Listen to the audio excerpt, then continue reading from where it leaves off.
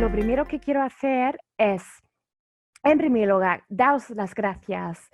En primer lugar, a mis socias, que porque son magníficas y ya porque era su idea de crear estos webinars, que creo que es un espacio muy importante y os estoy súper agradecida por haberlo promovido.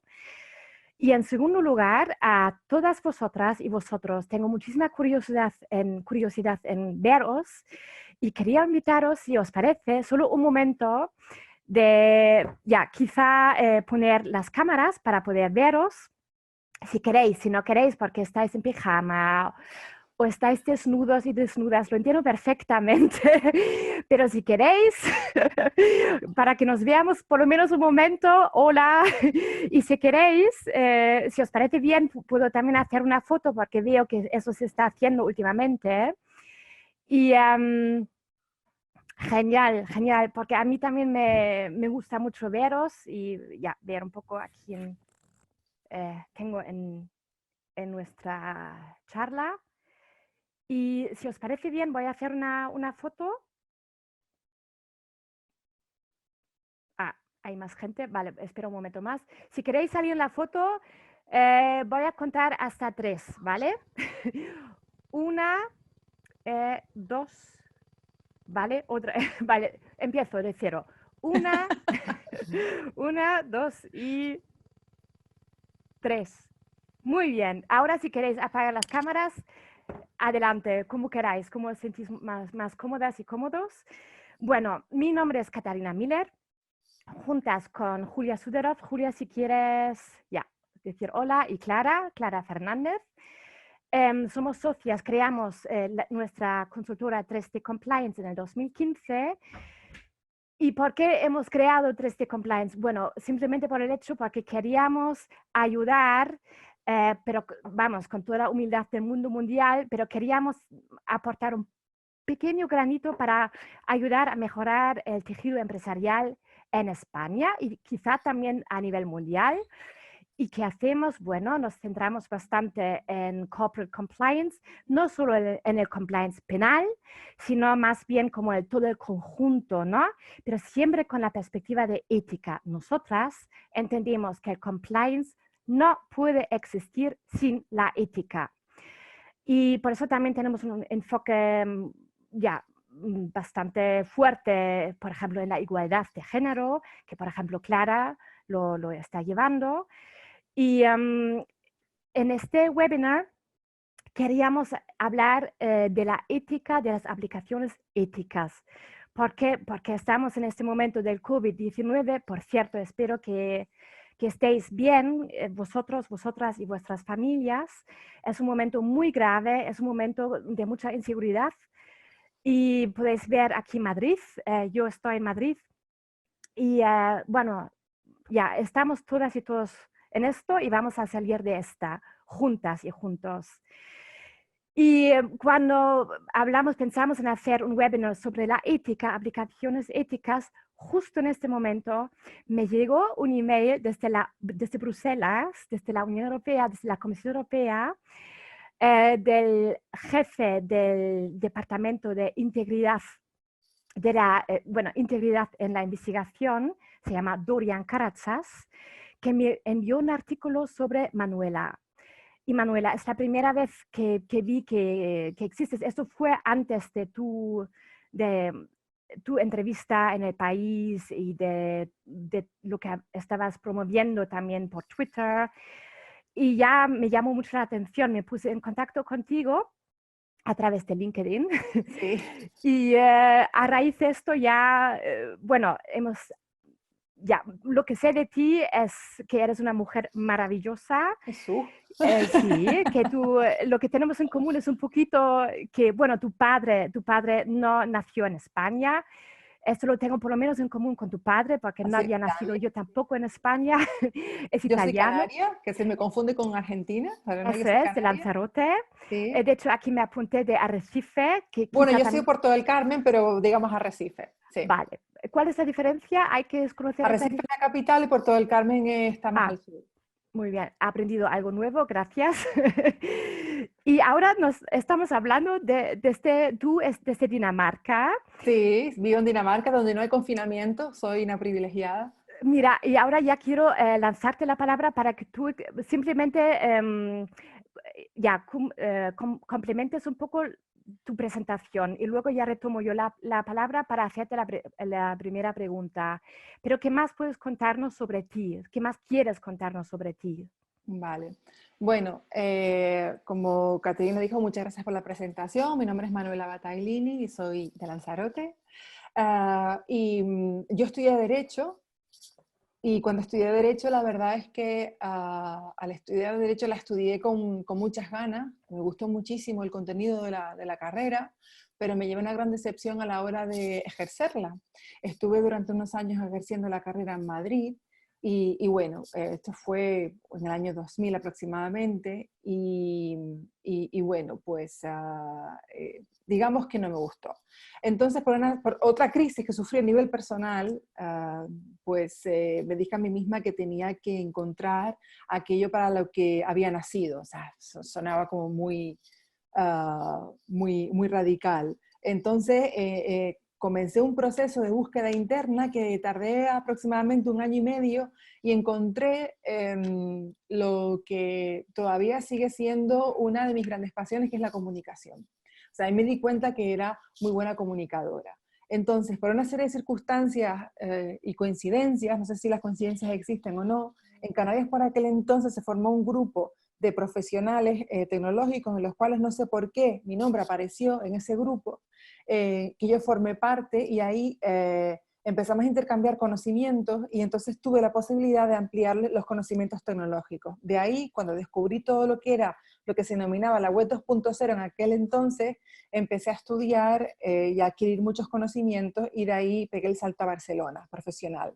Entonces, cuando me fui a Barcelona, la idea era de ejercer profesionalmente todos los conocimientos que había adquirido acerca de la comunicación digital, marketing digital, etc.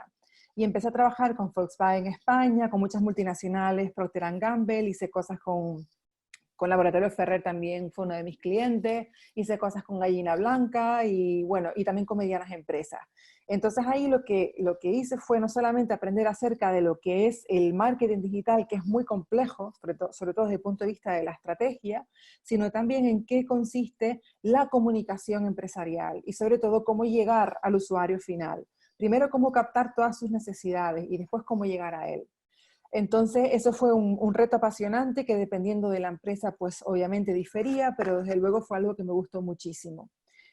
Pasa el tiempo y entonces, bueno, voy a agregar un apunte personal. Conozco a quien hoy es mi marido en Barcelona, que es científico, es investigador de vida artificial, es el líder global de la comunidad de investigadores de vida artificial, y entonces nuestra conversación fue profesional, la primera, y me dijo, bueno, pero si tú tienes la carrera de Derecho y además no solamente sabes mucho acerca de lo que es el marketing digital, sino además sabes también cómo funcionan estas grandes plataformas, ¿por qué no unes tus dos conocimientos y los diriges hacia lo que es la protección de datos y la privacidad?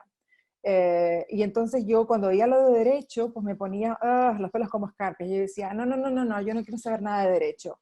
Entonces él me decía, bueno, pues él tiene ese don de no es tan apasionado como yo, que yo sí tengo sangre italiana y española, imagínate ese cóctel, pero él es escandinavo 100% y entonces me decía, bueno, pues muy bien lo que tú consideres.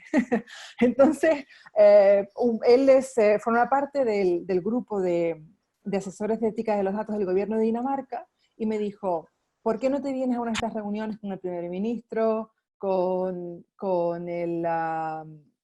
diferentes ministros, con profesionales de la ética de los datos, y verás realmente que no se trata de lo que tú te piensas que se trata? Digo, bueno, vamos y tal. Y realmente, efectivamente tenía toda la razón del mundo, y realmente de lo que se trataba era de valores. Se trataba de defender una serie de valores, de proteger una serie de valores, y obviamente tiene la parte legal, pero también tiene una parte de ética muy grande. Con lo cual, otra vez encontré algo que realmente, pues no solamente me di cuenta que me gustaba, sino que correspondía con muchos de los principios que yo tengo interiorizados, o lo que yo entiendo cómo tiene que ser la vida, ¿no? O cómo podría ser un mundo mejor dicho. Y ahora que, perdone que te interrumpa, porque al principio, cuando empezamos a hablar por LinkedIn, Sí, te invité, te dije que mira, creo que tienes que estar en este webinar, pero el primer problema fue el tool, Zoom. Porque claro, sí. ahora te conté que estábamos usando Zoom y ya me decías que, Zoom, no. Y de hecho nuestra primera conversación la hicimos con un tool que me encanta, me enamoré de él, que es Whereby. Whereby, sí.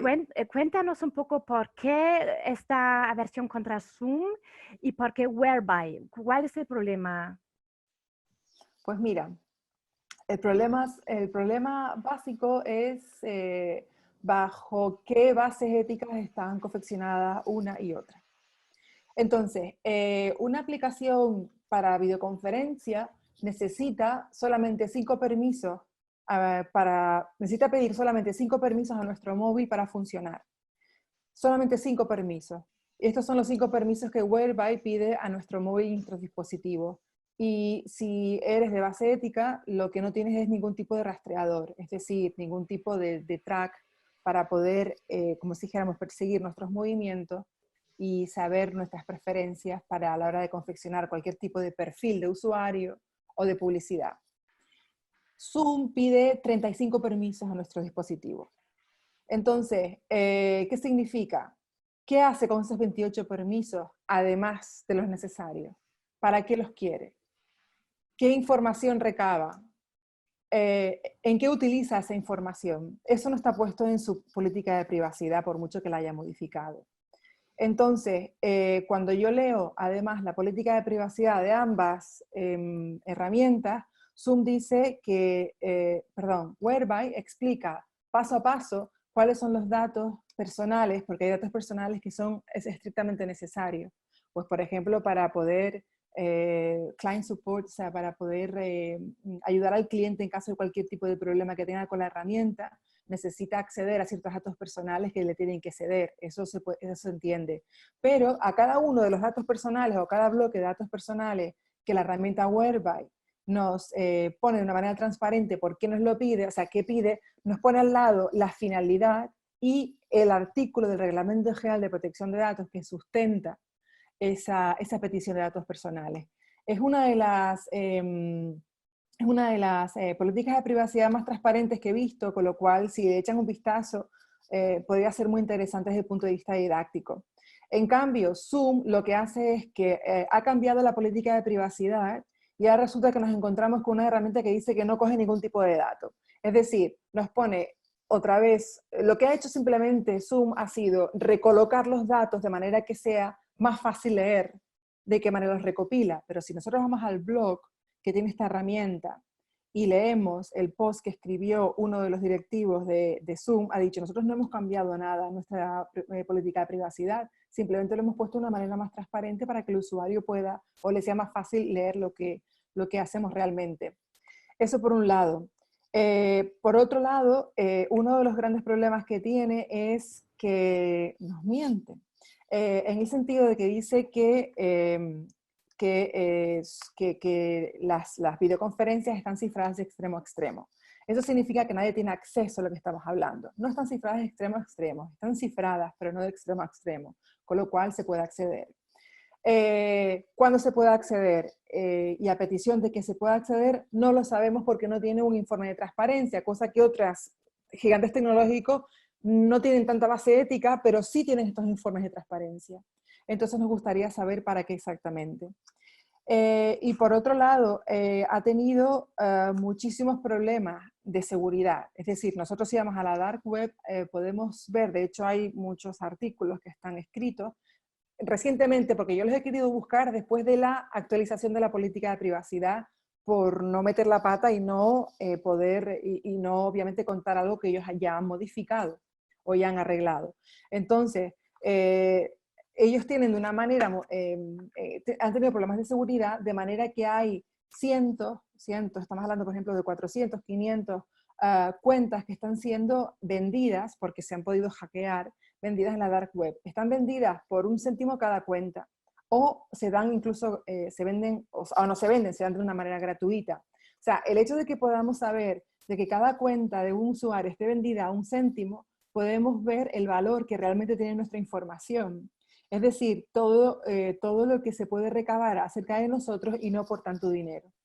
Entonces, tiene 3 grandes problemas, no solamente de privacidad, que es lo que estamos hablando, sí accede a nuestra información. Hay por Twitter y por YouTube colgadas sesiones de Zoom, sin obviamente haber pedido permiso. En Twitter, Zoom empezó a quitar muchos tweets porque lo que hizo fue, para dar publicidad a su herramienta, colgaba pantallazos de diferentes videoconferencias donde aparecían alumnos, profesores y alumnos. Entonces, ¿qué hace colgando información de menores? Y ya no menores, pero bueno, sobre todo menores que están mucho más protegidos. Entonces los borró. Es decir, la calidad ética de este tipo de herramientas deja mucho que desear. Entonces tiene problemas de privacidad, tiene problemas de seguridad y tiene problemas a la hora de configuración del propio usuario, a la hora de configurar su perfil dentro de la herramienta. Entonces, Whereby tiene unos principios éticos en los cuales establece que, que todos los datos son, o sea, que recoge datos anónimos, es decir, desde un principio recoge datos anónimos, no recoge, no sabe quién está hablando en ese momento. Lo que pasa es que los datos que podamos poner públicos, sí que ellos van a acceder a ellos, pero siempre con una finalidad, que en su política de privacidad nosotros sabremos para qué, que es una de las cosas más importantes, que es el principio de limitación de la finalidad, para qué lo van a utilizar, el tiempo que le van a tener conservado esa información en sus bases de datos y sobre todo cumple uno de los principios más importantes del Reglamento General de Protección de Datos, que es el principio de minimización de datos, recoger solamente los datos que son necesarios para cumplir la finalidad, cosa que si vemos la cantidad de datos, primero los permisos que nos pide Zoom y después los datos que recaba, el principio de minimización de datos que corresponde al principio de protección por el diseño, pues no lo cumple ni por asomo. O sea que ahora mismo estoy, Claro. estoy Entonces, yendo en contra de mis principios éticos estando aquí, pero bueno, lo hago por ti, Caterina. no, muy agradecida estoy. Y simplemente para tranquilizar ahora, porque somos coorganizadoras, la otra organizadora es Diusto, que está usando Zoom, y la verdad es que Zoom está usado por todas las universidades en Alemania, en Suecia también lo sé.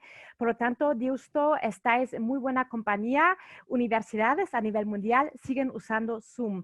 Y quizá algunos Bueno. participantes aquí en el debate se van a preguntar, ¿y por qué no habéis usado Whereby? ¿Por qué no usáis Whereby? Manuela, ¿por qué no estamos usando Whereby today? Bueno, podemos haber utilizado Jitsi, que tiene una base más ética, pero es verdad que estas pequeñas empresas, todavía Huelva es una empresa pequeña, es noruega. ¿Eso qué significa que es noruega? Que nuestros datos están en Europa, con Zoom están en Estados Unidos. Entonces, con Whereby, como no especula con nuestra información, pues entonces su modelo de negocio es a través de la suscripción. Por lo tanto, gratuitamente solamente podemos ser 4 personas y a partir de 4, pues es profesional e enterprise, entonces ya pues va subiendo la cuota mensual. Pero es por eso que no podemos hoy Efectivamente, utilizar por esa eso hoy herramienta. no estamos usando Whereby. Yo lo he probado, me ha encantado, os animo a probarlo. Está Lo muy podéis bien. ver en el chat. Bueno, Manuela, ya lo has mencionado cuando te has presentado, que tu trabajo, y de hecho no te ves como abogada y tu trabajo no está enfocado en la abogacía, sino en la ética. Y yo creo que ahora en el webinar somos muchas juristas, muchas abogadas y abogados, y quizá puedes explicar una vez más cuál es la distinción para ti, la diferencia entre el derecho, así como derecho de la protección de datos y la ética. ¿Cómo lo distingues tú? No, no lo distingo, forma parte de la ética. Es decir, el derecho de protección de datos forma parte de lo que sería la aplicación o el desarrollo ético de cualquier tipo de negocio digital, en este caso. Sin el derecho, sin la protección de datos, la ética no se sustentaría. realmente, o sea, la ética de los datos sin la protección de datos no se sustentaría. Entonces yo trabajo mano a mano con abogados de protección de datos, porque sin ellos... ¿Y solo es con abogados o también con abogadas? Es una broma, No, no, discúlpame. abogados y abogadas, por supuesto. Sí, sí, sí, sí, sí, sí, sí, sí, por supuesto, por supuesto. Y aparte que ellas son las más cañeras de todas. Sí, sí, sí. Aunque tengo que decir que tengo la gran suerte de que en concreto uno de los abogados con el cual más me relaciono por afinidad personal y por sus grandes conocimientos está muy por la labor de impulsar la labor femenina en el mundo de la protección de datos. O sea, en ese sentido, la verdad es que no hay ningún tipo de problema. Si no, no podría. O sea, yo creo que ya directamente las personalidades chirriarían un poco. Claro, claro. Sí. Manuela, mira, tengo una amiga, no sé si tú la conoces, pero creo que tenéis que conoceros, se llama Alice Stollmeyer.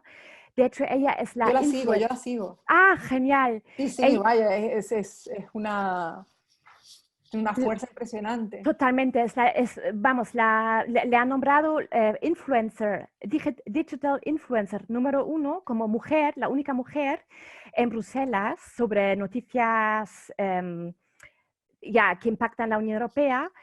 Y ella ayer en LinkedIn escribió algo sobre las Corona Apps, o ella lo llama Corona Apps, las aplicaciones para salvarnos del coronavirus, ¿no? Y me gustaría, bueno, es una traducción mía del inglés al castellano o al, Sí. al español. Sí.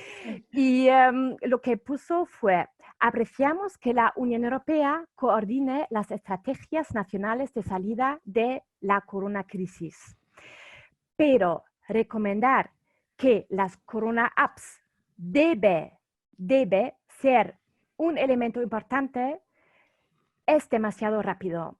Necesitamos un debate multidisciplinario antes de decidir si los queremos, las Corona Apps, y si las necesitamos, incluso si cumplen con la protección de datos. Quiere decir, Alice está empezando a cuestionar, ¿no?, la necesidad de las Corona Apps, las aplicaciones para prevenir ya la epidemia o simplemente para hacer lo posible que podamos salir de casa, o por lo menos quiere que tengamos claro que en qué sentido se cumple con la protección de datos. ¿Qué opinas tú de lo que puso Alice en su Eso mensaje? es una bomba. O sea, esa afirmación probablemente habrá sentado muy mal a mucha gente. A mí no me sienta mal, ojo.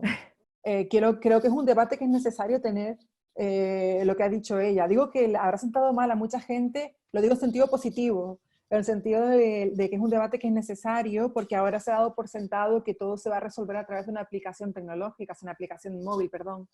Y yo creo que no, que en caso de que nosotros o los gobiernos, en este caso, porque yo creo que son los gobiernos de los Estados miembros los que deberían de decidir si sí o si no, y no las comunidades autónomas, pero bueno, eso ya es otro debate también. Si los gobiernos, los Estados miembros decidieran o no confeccionar una aplicación móvil para poder intentar acabar o frenar con la curva y sobre todo resolver ciertos aspectos, esto tendría que ser una medida complementaria para empezar. Una medida complementaria con la confección de tests y una medida complementaria con otras medidas que las autoridades sanitarias tuviesen que aplicar. Pero no es la solución, ni muchísimo menos.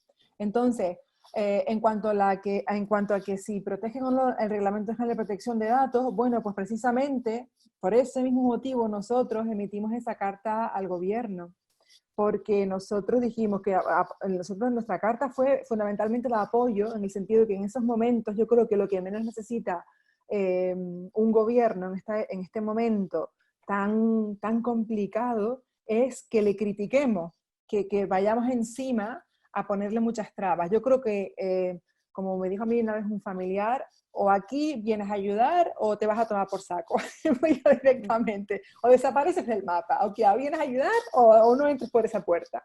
Entonces nosotros lo que dijimos fue, pues vamos a plantearnos la idea de cómo podemos ayudar. Entonces, ¿Cómo quisimos ayudar? Bueno, pues nosotros quisimos ayudar diciendo que nosotros apoyamos 100% el uso de medidas tecnológicas, pero vale, como sabemos que esto iba a suceder sí o sí, apoyamos el uso de medidas tecnológicas, pero siempre que se respetasen unos mínimos que por otro lado respetasen los datos, el Reglamento General de Protección de Datos y por lo tanto respetase a los ciudadanos españoles. Entonces, fundamentalmente nosotros de lo que hablábamos era de poder, en primer lugar, fundamentalmente, el respeto a los requisitos indicados en el artículo 9.2i, que son unos requisitos, no sé si lo ven aquí en la pantalla, el escrito, que era para el tratamiento de los datos personales de categoría especial. Saben que el artículo 9.2i del Reglamento General de Protección de Datos establece un régimen especial para el tratamiento de datos personales de categoría especial, donde en el que se observan medidas de seguridad y de estricto respeto al principio de proporcionalidad de los datos y de necesidad, que estos dos principios son importantísimos porque establecen o sustentan los derechos humanos en el territorio de la Unión Europea. Entonces nosotros también hablábamos de que se respetasen los principios ahora mismo de limitación de la finalidad y sobre todo del plazo de conservación de los datos. Y por otro lado, que una vez que se acabase o que acabásemos con el periodo de pandemia, pues eliminar, como ya hemos dicho, esta información y en caso de que no quisieran eliminarla, poder utilizarla como única excepción justamente para tener un debate multidisciplinar que sirviese para crear nuevas políticas al gobierno o para estar preparados en ese grupo multidisciplinar, en ese debate multidisciplinar, estar preparados para una situación parecida o similar en el futuro, pero nunca para utilizarlo para terceros, o sea, para otro tipo de finalidades que no estuviesen ya anteriormente comunicados al usuario. Entonces, ¿para qué? Pues precisamente lo que queríamos hacer era evitar que se suplantase un estado de vigilancia permanente.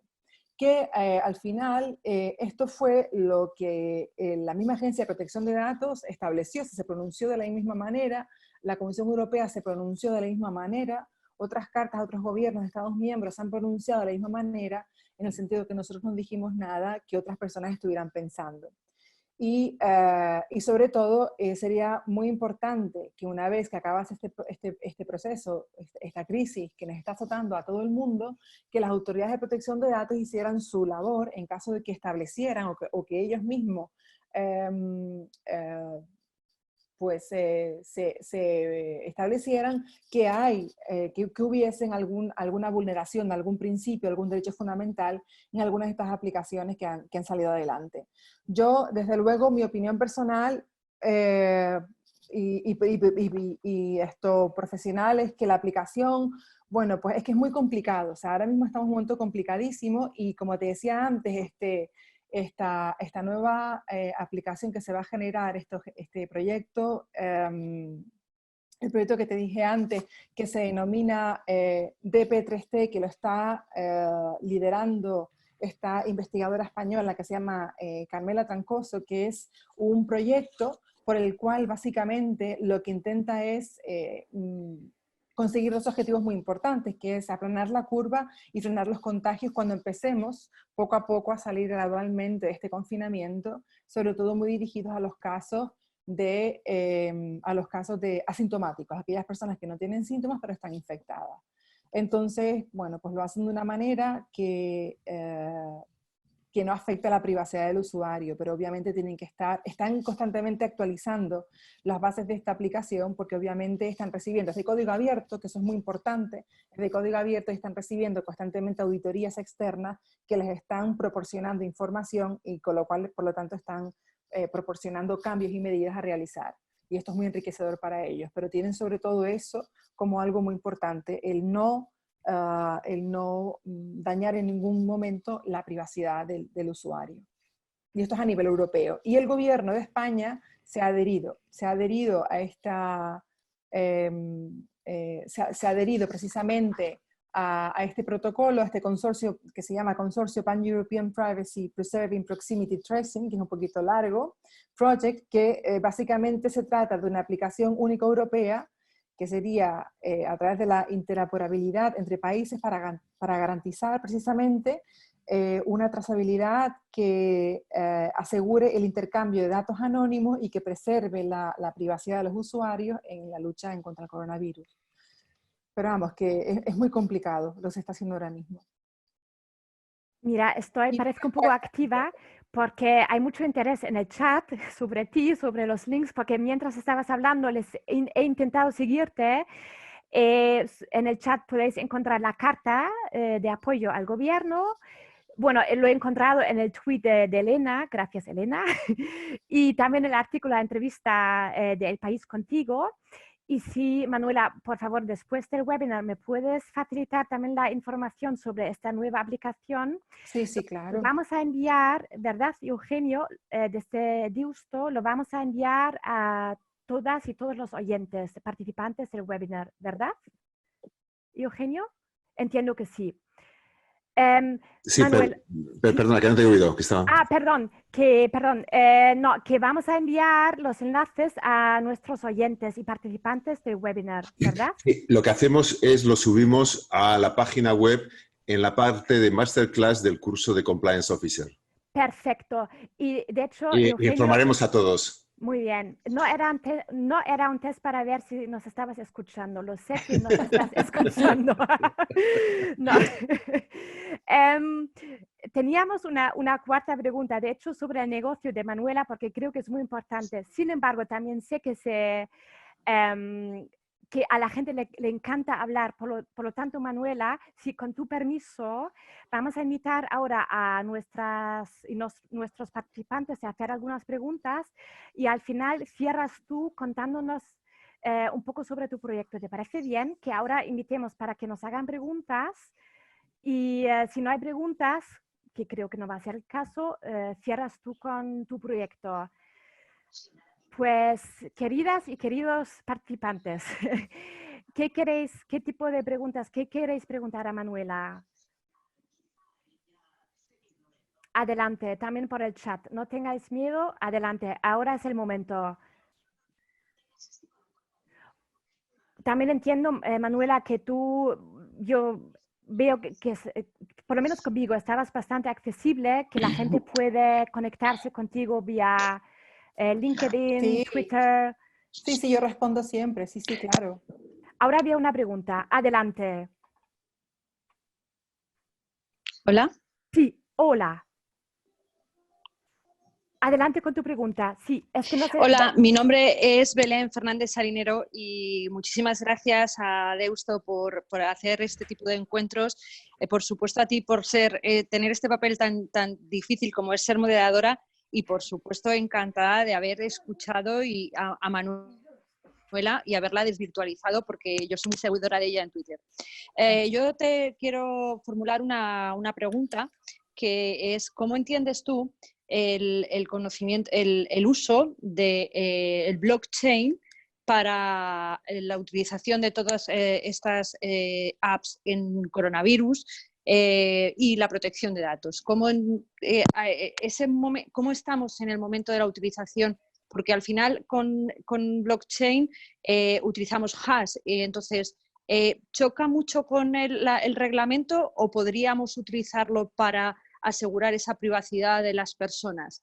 Nada más, muchísimas gracias. De nada, no, no creo que choque con el reglamento. De hecho, ya se están desarrollando otro tipo de proyectos justamente en base a esta tecnología, con lo cual puede ser una alternativa sin ningún tipo de problema. Es una de las alternativas que mucha gente se está planteando. Lo que pasa es que no están utilizadas, no están usadas o no están siendo implementadas en los proyectos que ahora mismo se están oyendo a nivel europeo, porque están utilizando otro tipo de tecnología directamente. Por ejemplo, el proyecto del cual estaba hablando anteriormente, lo que hace es que utiliza la transferencia de datos a través de Bluetooth, ni siquiera a través de lo que es la propia aplicación. Entonces, por ejemplo, aquí desde este momento es la transmisión de una serie de códigos que utilizan, códigos totalmente anonimizados con una ID aleatoria que se renueva cada 15, 20 minutos, y entonces sería una tecnología totalmente distinta.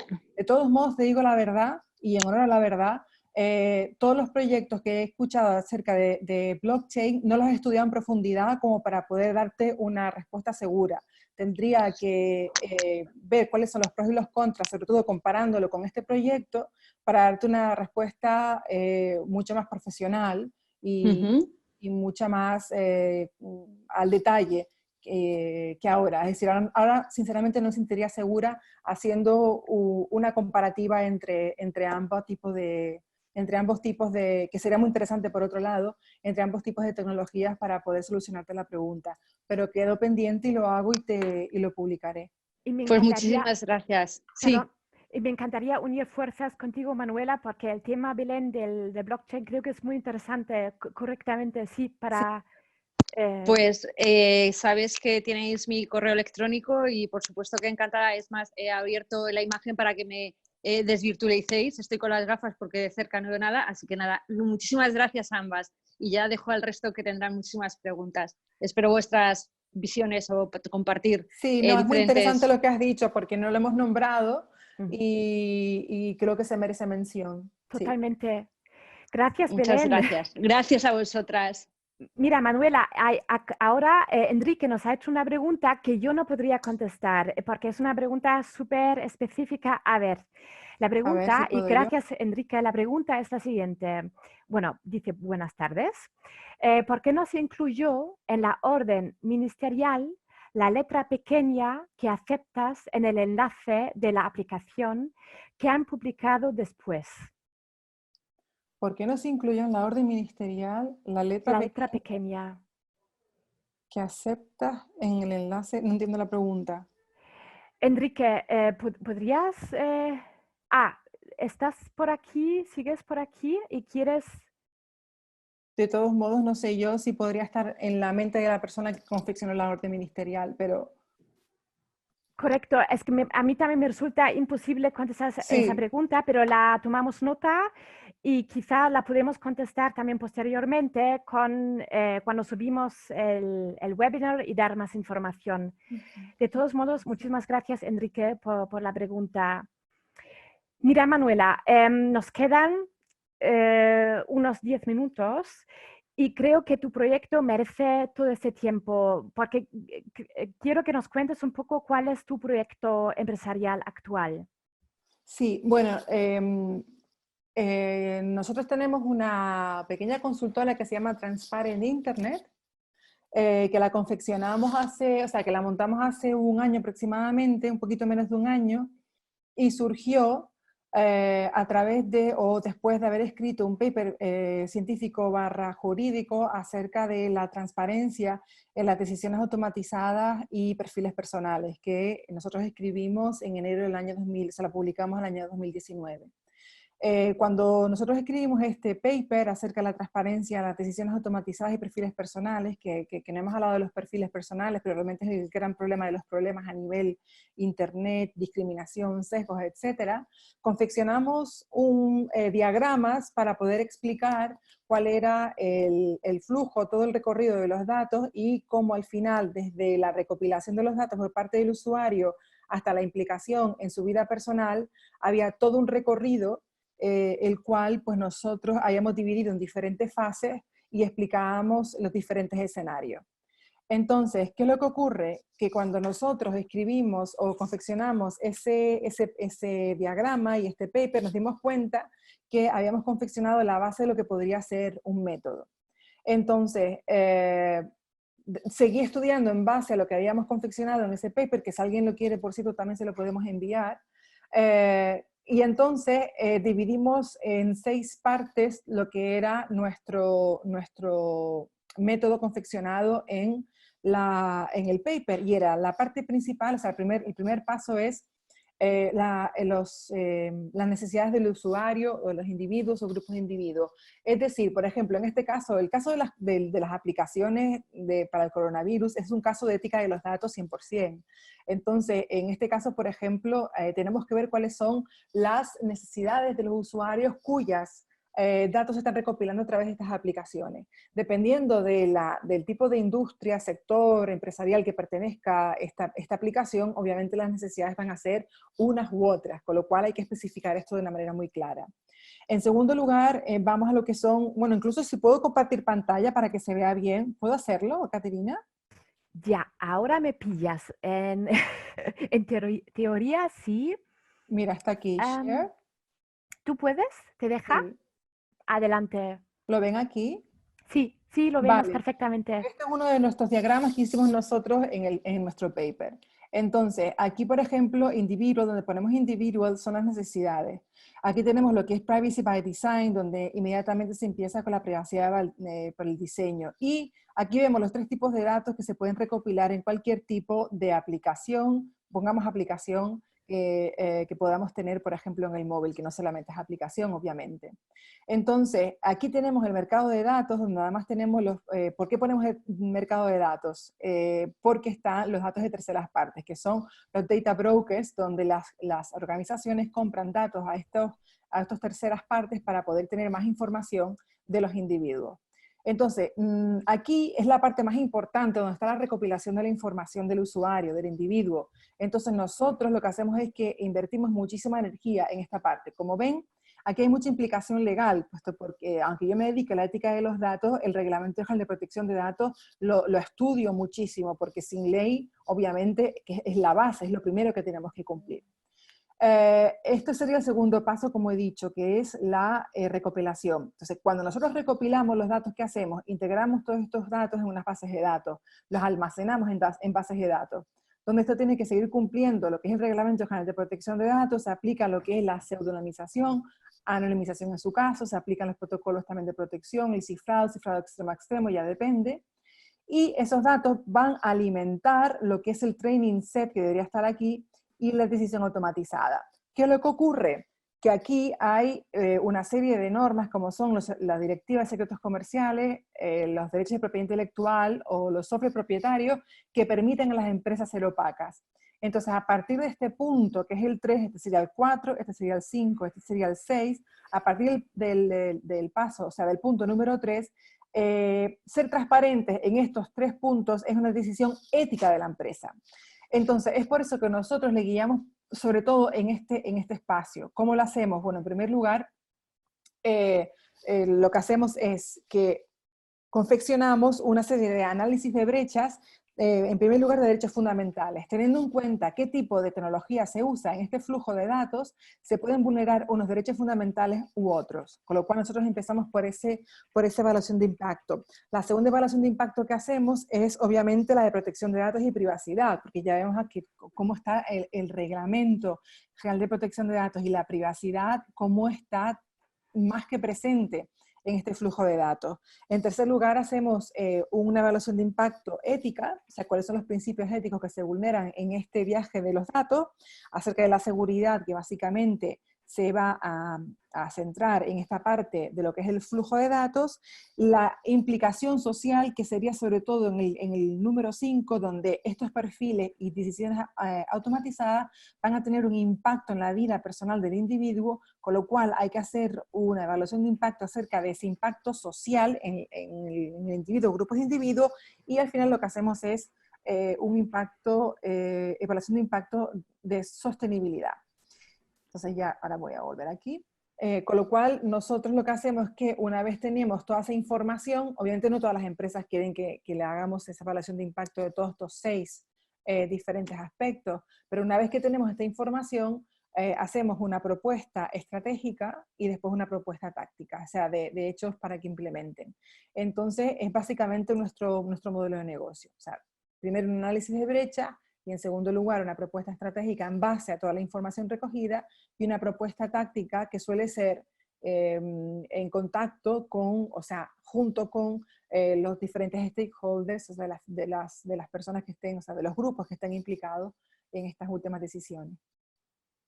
Eso es lo que hacemos nosotros.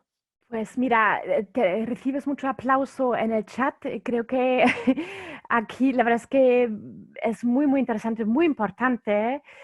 Y desde compliance, o supongo que también desde todas y todos los participantes aquí del grupo, vas a tener el apoyo en España para ti, estando en Dinamarca, que sí, Sí, pero yo invierto muchos esfuerzos en España.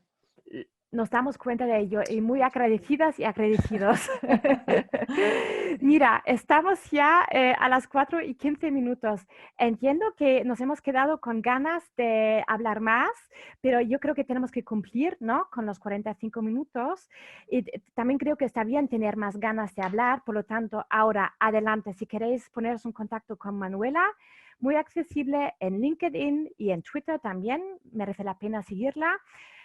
Al igual que a mi socia Julia Suderov, experta en Derecho de la Competencia, Antitrust y más cosas, a mi socia Clara Fernández, experta en Igualdad de Género, y a mí, que yo no sé muy bien dónde meterme, pero últimamente también más bien enfocada en la ética, que, bueno, allí también veo un poco mi expertise. Bueno, ha sido un gran placer, Manuela, estar contigo, pasar ese tiempo contigo. Con ganas de retomar a charlar Seguiría hablando mucho tiempo, ¿eh? Se me ha pasado adelante. volando. O sea, la verdad es que me preparé mucho material, o sea, mucho material porque obviamente sabía que el listón iba a estar alto, pero se me ha pasado volando y la verdad es que Igualmente, pero es gracias a ti, muchas gracias por Manuela. tu moderación que la has hecho estupendamente bien. Contigo muy fácil. Bueno, os deseo una muy buena tarde. Que sí, que es un día menos, ya llegaremos al final. Ay, Yo sí. también lo estoy deseando porque sí, tiene que llegar al final y juntas y juntos sí podemos salir de esta, estoy segura de ello. Y mil gracias por haber participado, Manuela, a todas Gracias a ti vosotras y por vosotros. haber contado Y conmigo. seguimos juntas y juntos. Muchas gracias. Que tengáis una Gracias. muy buena tarde. Adiós.